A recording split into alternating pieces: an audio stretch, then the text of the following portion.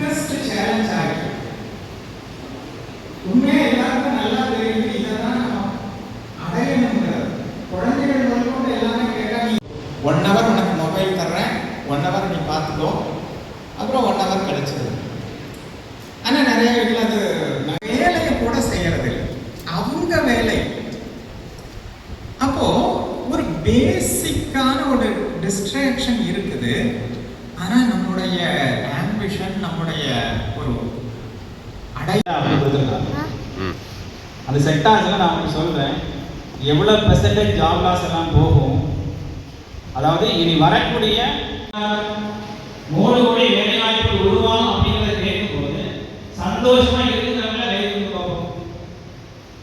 College right 3 கோடி வேலைவாய்ப்புகள் எப்படி வருது? 10 கோடி எக்ஸிஸ்டிங் ஜாப்ஸ் என்ன செய்யறது? Ultimate privilege to introduce our chief guest for the day, Honorable Srimati Kavita Ramanujam IRS, Commissioner of Income Tax.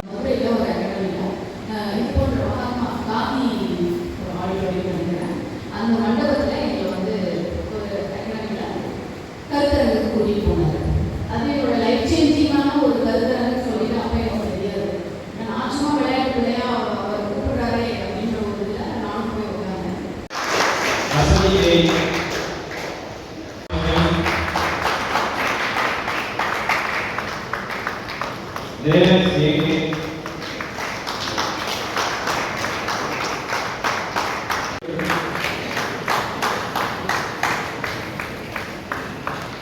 Devi Krishna,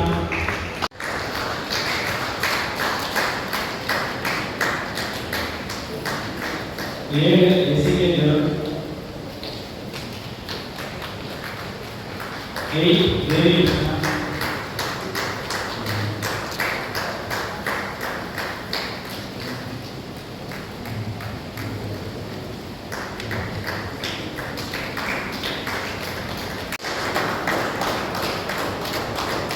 and Vaishnav, 10 Purna, 11 Lakshmi Prabha,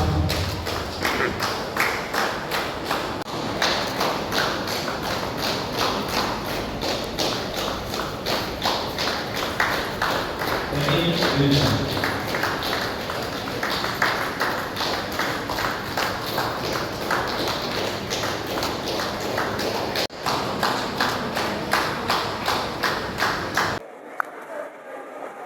இந்த திரையம்பகம் academy நடத்துகிற இந்த கருத்தரங்கில் முக்கியமாக வந்து டிஎன்பிஎஸ்சி யூபிஎஸ்சி எக்ஸாம்ஸ் தவிரவும் RRB and SSC exams பற்றியும் ஒரு awareness நம்ம குழந்தைங்களுக்கு வரணும் அப்படின்றது தான் முக்கியமான ஒரு நோக்கம்.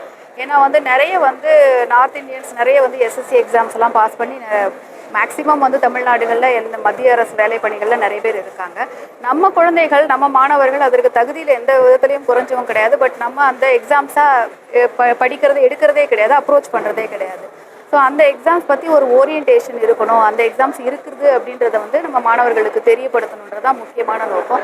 அதன் மூலம் நிறைய வேலை வாய்ப்புகள் இருக்குது. அதை நம்ம வந்து அந்த பொட்டன்ஷியலை வந்து டேப் பண்ணாமல் இருக்கும். சவுத் இந்தியன் குழந்தைங்க அதை பற்றி தெரிஞ்சுக்கணும் அப்படின்றது தான் இதனுடைய கருத்தரங்கோட நோக்கம். அதுக்கப்புறம் வந்து இந்த திரையம்பகம் அகாடமி வந்து மாணவர்கள் பருவத்திலேருந்தே வந்து குழந்தைங்க படிக்கிறது இதை பற்றி ஒரு ஆர்வத்தை வந்து அவங்க ஓரியன்டேஷன் மாதிரி கொடுக்குறாங்க. சின்ன ஒரு 9th ஸ்டாண்டர்ட் 10th ஸ்டாண்டர்ட் படிக்கிற பசங்கள்லேருந்தே வந்து ஒரு ஓரியன்டேஷன் எப்படி இருக்கணும், அந்த படிக்கிற சமயத்திலேயே அவங்க இதை பற்றி தெரிஞ்சுக்கணுன்றதை வந்து அவங்க ஒரு சீடு ஒரு ப்ரோக்ராம்னு ஒரு நடத்துகிறாங்க. அதன் மூலம் வந்து குழந்தைங்களுக்கு ஒழுக்கம், டிசிப்ளினு, கன்சிஸ்டண்ட்டாக படிக்கிறது எப்படி, ஹார்ட் ஒர்க் பண்ணுறது எப்படி அப்படின்றத வந்து அவங்க ஒரு வழிமுறையாகவே வந்து அந்த பாடத்தில் வந்து சொல்லி கொடுத்து அந்த குழந்தைங்களுக்கு அதை வந்து அந்த வேல்யூஸை இம்பைப் பண்ணுறாங்க. ஸோ இந்த குழந்தைங்கள் வந்து இதை ஒரு ஆரம்பத்துலேருந்தே ஒரு டிசிப்ளினாக படிச்சுட்டு இருக்கிறப்ப தன்னுடைய படிப்பு சார்ந்த விஷயங்கள் ஸ்கூல் எஜுகேஷனோட சேர்த்து இந்த எக்ஸாமையும் எப்படி அப்ரோச் பண்ணுறது அப்படின்றத ஒரு ஆரம்ப கட்டத்திலேருந்தே எடுத்து கொண்டு போகிறாங்க. இது ஒரு நல்ல அப்ரோச்சு. நான் இதுக்கு வந்து ஒரு உறுதுணையாக இது அவங்க ஆரம்பித்ததுலேருந்தே ஒரு 2 வருஷமாக அவங்களோட சேர்ந்து பயணம் பண்ணிக்கிட்டு இருக்கேன். எனக்கு இதில் ரொம்ப சந்தோஷம். குழந்தைங்களும் ரொம்ப ஆர்வமாக, ரொம்ப கொஞ்சம் கூட கவனம் செலுத்தாமல், ஒரு ஆர்ப்பாட்டம் இல்லாமல் முழுசாக கவனித்தாங்க. பேரண்ட்ஸும் அதை வந்து நிறைய கொஸ்டின்ஸ் எல்லாம் கேட்டாங்க. அவங்களுக்கு நிறைய அந்த சந்தேகங்கள், குழப்பங்கள் எல்லாம் தீர்த்துக்கிட்டாங்க. ஸோ இது ஒரு நல்ல ஆரம்பமாக இருக்கணுன்றதுல எனக்கு ஒரு நல்ல நம்பிக்கை.